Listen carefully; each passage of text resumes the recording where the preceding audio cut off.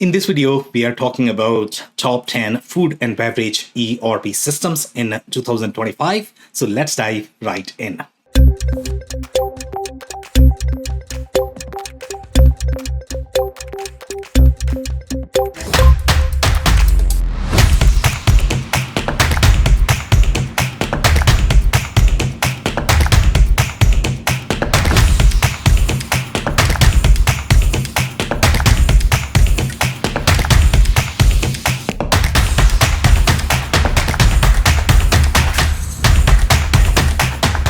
My name is Sam Gupta.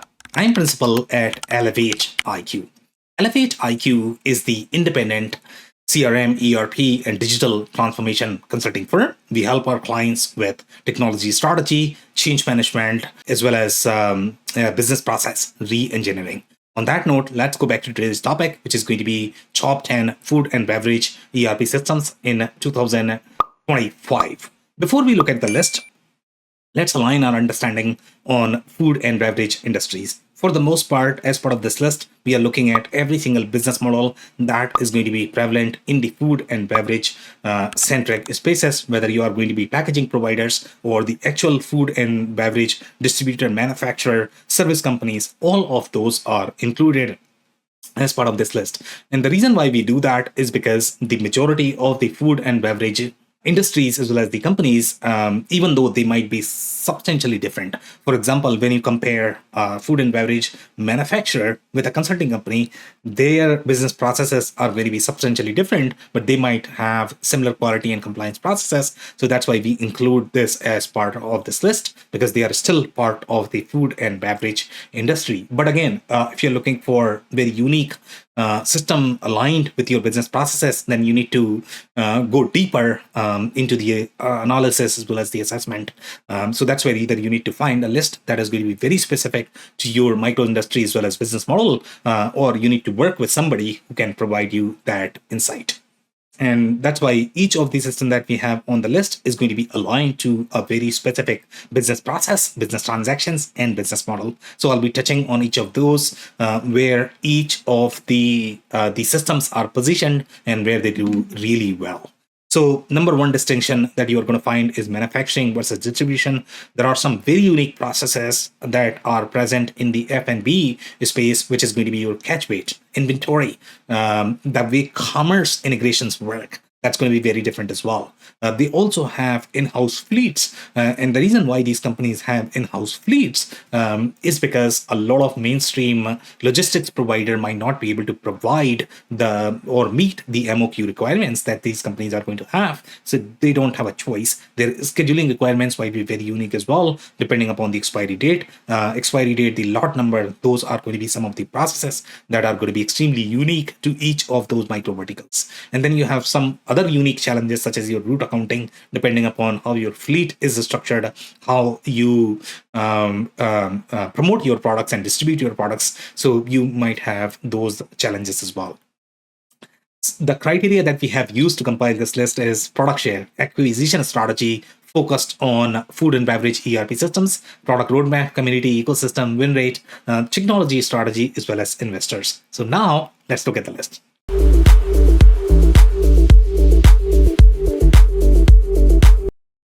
Number 10 on our list is ECID-Com.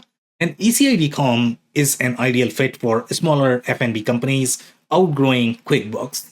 The ERP model that ECID-Com will have might not be as robust as other mainstream ERP systems. For example, if you compare this with Pro, Acumatica, or NetSuite, but for the most part, it is going to have the pre-baked integrations and anything and everything that the smaller F&B companies are going to require. Their priority for these smaller companies is going to be the operational needs, the sales needs. They are worried about that. They are not as worried about the costing, the inventory, etc. That is going to be a need for slightly larger F&B companies. That's why ECID-Com has prioritized these features that are going to be very commerce-centric, sales-centric. Some of the operational requirements that are going to be sales-focused as opposed to the financial-centric requirements. So it's the design choice that they have made, and the companies also care for these these requirements, they don't necessarily care for the other requirements. And that's why ECI-DCOM is more relevant for these smaller companies. And because of this leaner model, as well as the narrower focus, their model is going to be much leaner, much easier to implement. So for smaller companies, that's a huge plus.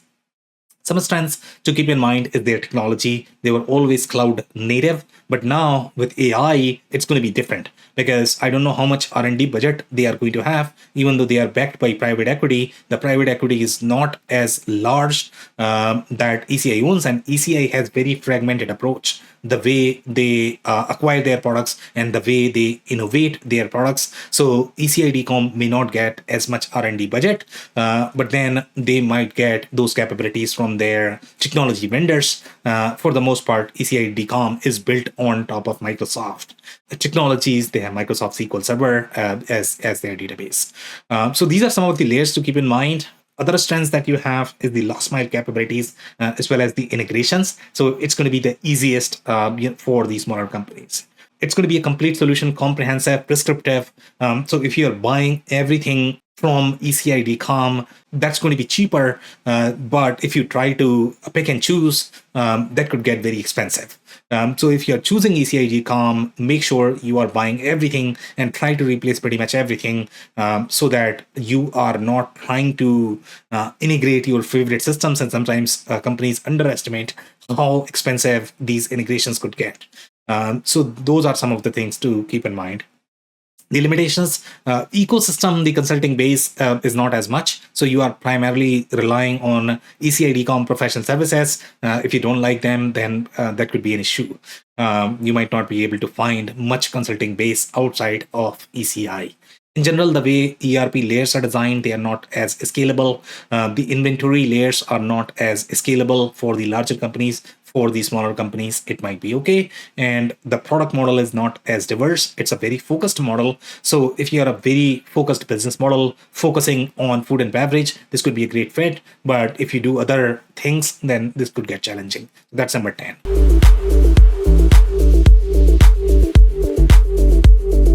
Number 9 on our list is Microsoft Dynamics 365 Business Central compared to ECI-DCOM. This is going to be slightly generic product. ECI-DCOM is slightly more prescriptive product.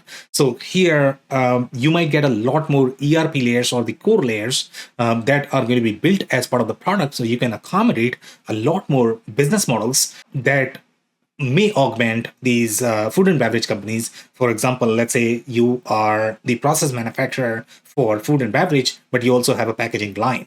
If you have that and you need to accommodate, the other systems might struggle, but BC is going to be a great fit for that, because you can buy many different add-ons and bolt-ons, and you can plug in on top of that without developing or customizing. That could be a lot of customization that you need to do on top of any platform. And some of these platforms that are going to be prescriptive, they are generally very hard to customize. So that is another factor that you need.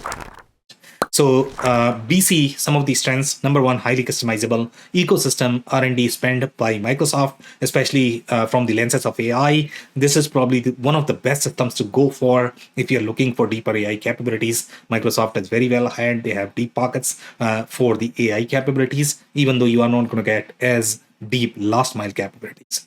So depending upon what you care for.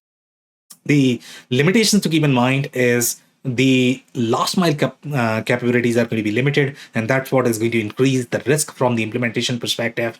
ECI-DCOM is probably going to be much easier to implement compared to Microsoft Dynamics 365 Business Central, and then you would require expensive consulting help to navigate their marketplace, as well as some of these add-ons could be unproven as well. Because of that, we see a lot of risk in general in the Microsoft ecosystem. So that's number 9.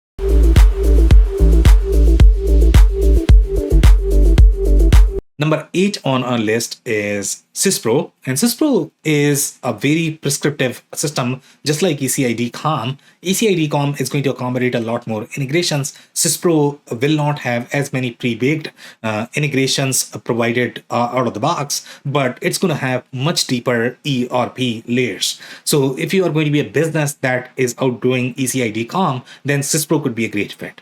In comparing the ERP layers. For example, if you want to compare this with Acumatica and NetSuite, those are probably going to be fair comparison for Syspro, because Syspro does have very deep operational layers. It is going to include a lot of capabilities from the discrete manufacturing perspective, process manufacturing, as well as the distribution centric processes. So it can accommodate a lot from the operational capabilities perspective, where they are not going to be as strong is with their global capabilities, or if you're going to have many different entities. For the most part, if you are going to be a smaller F&B company present maybe in a couple of locations in North America or in a couple of countries, then Syspro could be a great fit. But if you are present in multiple countries, it might not be the best fit. Some strengths to keep in mind is the inventory, the UOM, unit of measure layers that they have. They are really strong. The ecosystem is relatively strong as well compared to the other prescriptive vendors. Limitations to keep in mind is the technology is improving, but it might not be at par with other ERP systems, even though they have come a long way in improving their technology. And again, their multi-entity capabilities are going to be limited and might require partner solutions for integrations. So those are some of the limitations, and that's number 8.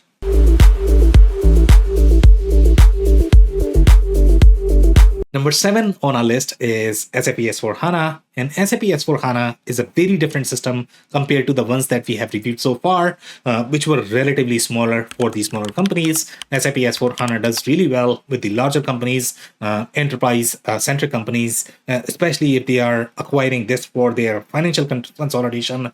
They might not get as deep operational capabilities that they might find with other smaller systems, but this is for the global consolidation. But you are going to have marketplace add-ons that can augment their core capabilities to fulfill what you are going to require from the operations perspective. But for the most part, this is going to be for very large companies. So strengths to keep in mind is they have solid financials, consulting base, and ecosystem is one of the largest, proven among large companies. So those are some of these strengths. Limitations. Operational capabilities require third-party solutions, not as customizable, and limited process manufacturing capabilities. Process manufacturing capabilities are going to, the food and beverage companies are going to require much deeper process manufacturing capabilities in general. SAP S/4HANA may not be the best fit for that. They might require add-on for those capabilities. So you have a little add-on risk there. So that's number 7.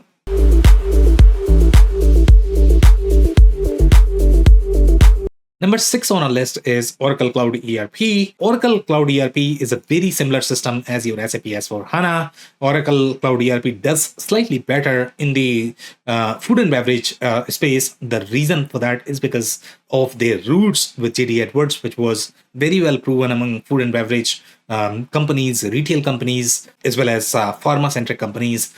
So that's where Oracle Cloud ERP does really well. And even today, they are going to have all of those logos. So strengths are very similar to your SAP S/4HANA, that you are going to get very, very, very detailed organizational structure from the financial perspective when you are trying to accommodate many different business models along with your F&B model. So that's where Oracle Cloud ERP is going to be a great fit. More logos than SAP in the F&B verticals, and their TMS, WMS, they are going to be more proven for retail and F&B centric companies compared to SAP. Limitations. The operational capabilities require third-party add-ons, just like SAP S/4HANA, and it's probably going to be very expensive for these smaller companies, and they might feel that it is overwhelming as well. So that's number 6.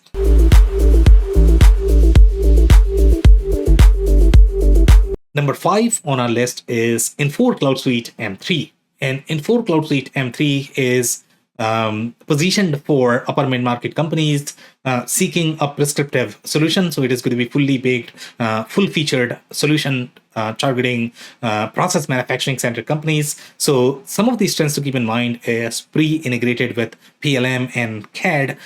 So this is going to be the fully baked integrated system that you will have to integrate. Let's say you go with SAP S/4HANA Oracle Cloud ERP. Because of that, your implementation is probably going to be faster and cheaper. But again, if you buy everything from Infor, if you pick and choose, it might not be the best strategy. technology, because then you would probably end up spending more within 4. So depending upon what you want to buy, do you want to buy a complete suite, or do you want to pick and choose? If you want to pick and choose, then your generalized systems are probably going to be better.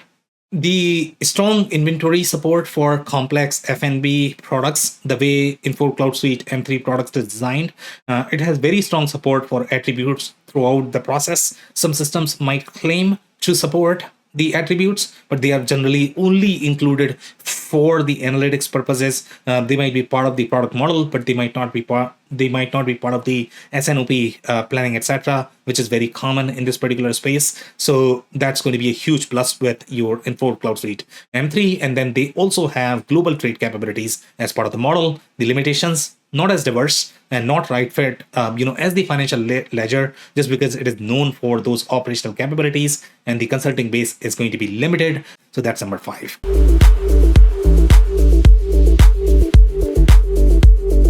Number 4 on our list is QAD, which is very similar prescriptive solution targeting upper mid-market companies. And this is also proven among mid-market F&B companies. Their model is going to be very similar to Infor M3. So those are going to be very comparable solution, the way they are positioned in the market. Then it is also going to be pre-integrated, and some of the acquisitions that they have done, especially Red Zone, which is a very unique system for the F&B centric companies. So that's a huge plus for QAD.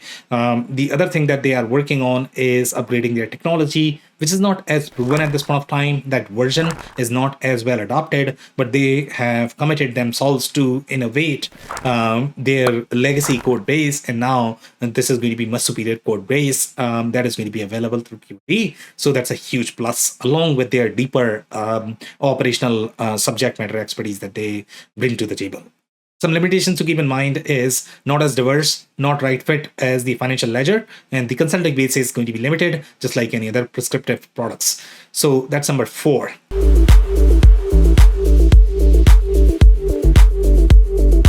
Number 3 on our list is Microsoft Dynamics 365 Finance and Operations. And Microsoft Dynamics 365 Finance and Operations is probably going to be a comparable product with your SAP S/4HANA, Oracle Cloud ERP. In most cases, companies use this product when they are trying to consolidate their global workloads, or they might have many different companies in their portfolio, and they are trying to find just one solution that can accommodate all of those business models. But they do really well in the F&B space as well, just because of some of the add-ons and marketplace options that they have. They are very well proven, well adopted with Microsoft Dynamics 365 Finance and Operations. So strengths to keep in mind is proven for mid to large enterprises, ecosystem, and global consulting base. The limitations to keep in mind is the expensive integration as well as consulting, just because navigating their marketplace will require some expertise. And then limited last mile capabilities, unproven add-ons is going to be another risk to keep in mind with Microsoft Dynamics 365 Finance and Operations. So that's number 3.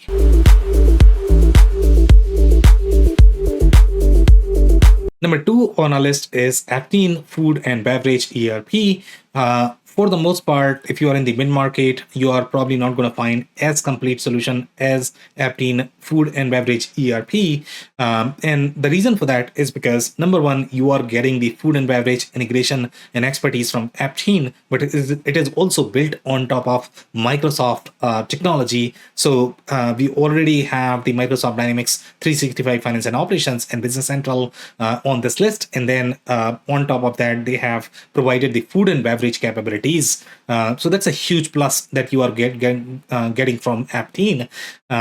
So strengths to keep in mind is, again, built on Microsoft Core, can augment other Microsoft technologies as well as Aptean technologies. And then limitations, not as diverse. The consulting base is fairly limited, so you're sort of locked with Aptean. So that's a risk to keep in mind. So that's number 2.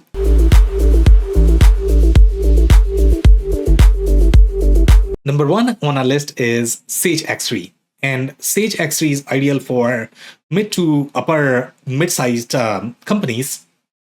And Sage X3 is very well proven among these companies. Some strengths to keep in mind is ecosystem. They have a lot of different vendors and the options in their ecosystem. So that's a huge plus for Sage X3. Proven among F&B companies, so they have large install base. They are very well proven. Their R&D efforts are going to be centered towards the food and beverage space as well. So that's a huge plus for the F&B companies. And the detailed food and beverage capabilities, for example, catch weight, etc., inventory, unit of measures, they are going to be fairly tailored and flavored for food and beverage companies. Some limitations: consulting basis is limited and not as momentum as other leading ERP vendors. And so far, even though Sage has deep pockets as well, but they have not announced their AI roadmap. So that could be a little concern. And maybe their positioning might change in the future years. But for the most part, right now, we just don't have as much visibility from Sage X3 perspective. So that could be a little negative there for Sage X3. So that's number one. If you enjoyed this video, we publish them on a weekly basis, so you might want to subscribe to our YouTube channel. These videos are also available in the audio form on major podcasting channels, so you might want to check on Spotify as well as Apple. And then we also include a detailed report, which is going to have much deeper insights and analysis. If you want to download that, we are going to link up the QR code as well as the link. So download that and enjoy. On that note, thank you so much for tuning in. I'll see you in the next one.